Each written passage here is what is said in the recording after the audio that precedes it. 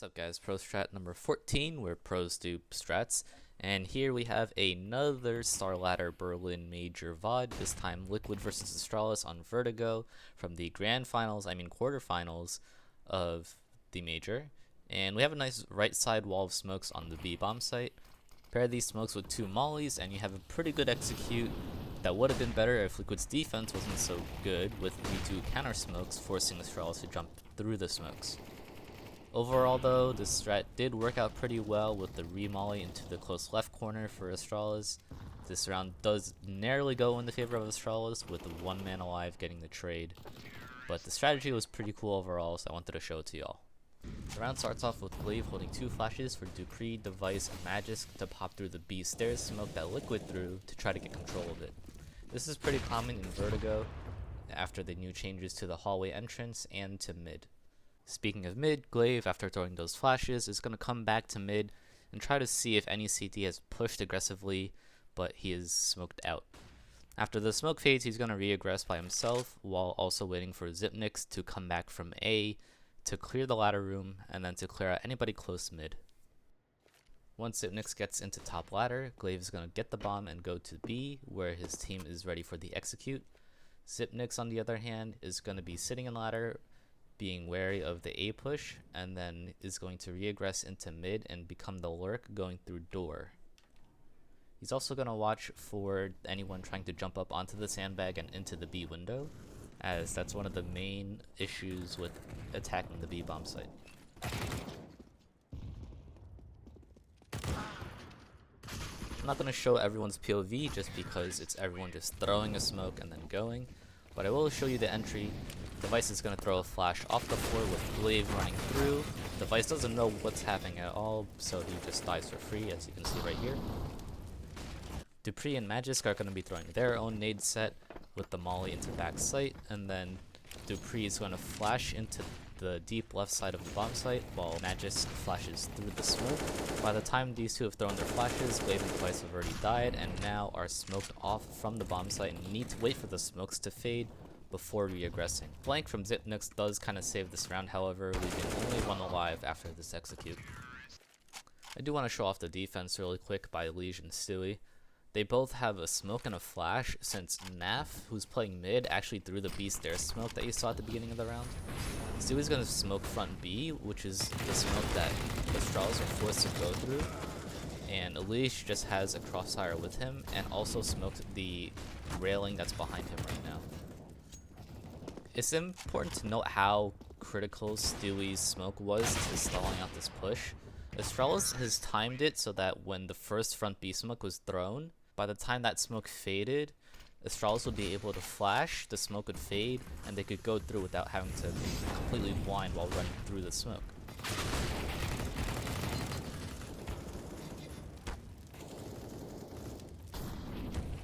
So we'll get some small flashes out of the way before we go into the main smokes. Zipnix, when he was going towards A, just threw a flash like this and looked at the gap right here. You don't really want to take fights, you just want to spot for any push from up there. That's all you're doing, and then you're gonna end up going ladder, which is probably why Zipnix was so afraid and kept looking into ladder, because he didn't actually clear anything, but whatever.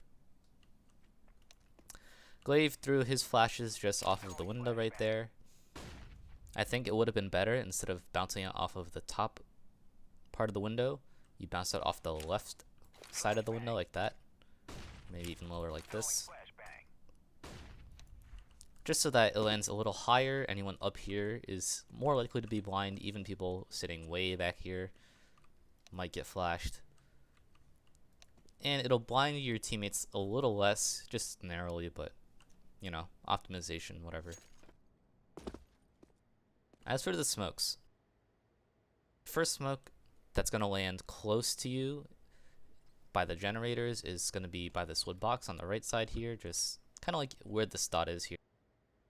And then you're going to look for this marking on the wall that's kind of under the window.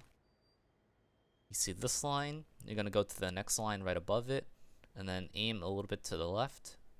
So I would say halfway between this line and that line. So right about here is where you want to aim, and then you want to jump throw. This is 128.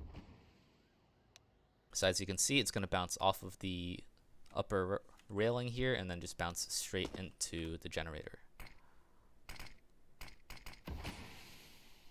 The second smoke, you're going to get into this corner here. You're going to find this tip under the pole here, aim a little bit to the left, and then aim up until you're inside the pole, and left click throw. You do want to be wary on how you throw this, because if you aim too far to the right, it'll hit the generator here. If you aim at a specific pixel, it'll actually bounce on this right here and then bounce into position anyway. But then if you aim too far to the left, you hit the side of this rail and then it lands in the middle of the site. So somewhat precise, but just as long as you know the lineup, you'll be fine. Third smoke, by the sandbag here, find the leftmost circular screw, aim up, so you're like between the screw and the top of the stairs here, and then left click throw. It's going to bounce off the tubey thing, and then you're going to get your second generator smoke. This is the railing smoke, and then if you combine all these smokes together, it should be kind of like this.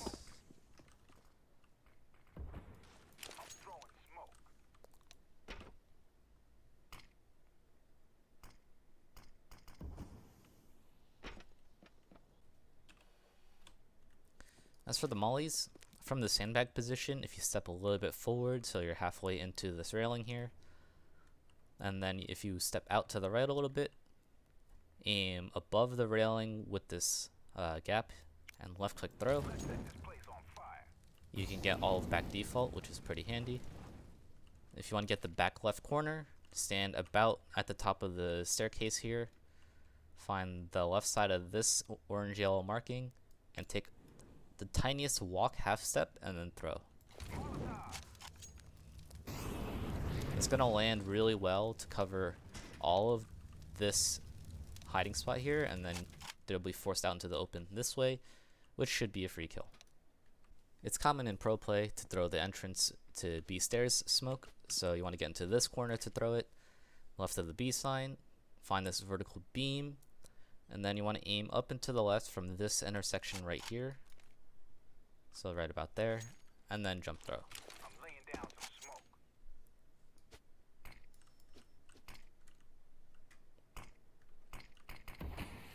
Now this does land pretty deep, and usually will leave a gap, either a big one here or two small ones on both sides of the smoke. But the point is not to contest this side, obviously.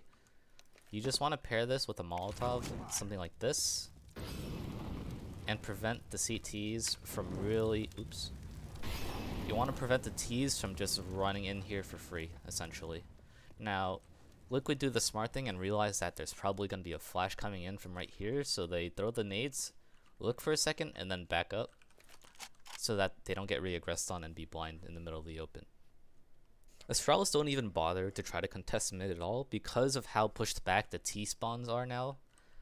The T spawns are now in this back corner rather than being closer up to the stairs, so that means the CTs, if they full sprint towards mid, can actually catch you right here. So it's very difficult for a T to get mid control now, especially with this Molotov here that I showed very early on in Vertigo. I'm pretty sure this molly can get here by the time you get to this hallway based on spawns, so you do want to be careful of that. And if you just have another person mid, you can always just molly right there, and you can't do anything about mid anymore. You can only really worry about the hallway or the ladder room, but this could be posted up on right here. It could also be jump spotted from this angle right here. Because of how easy it is to fight B from mid just through this window here and create really awkward fights, it was important for Zipnix to actually lurk and hold this angle here, which is specifically where CTs would want to be if they wanted to fight you coming into B. That's all for this video. Thanks for watching, and like the video if you liked the video.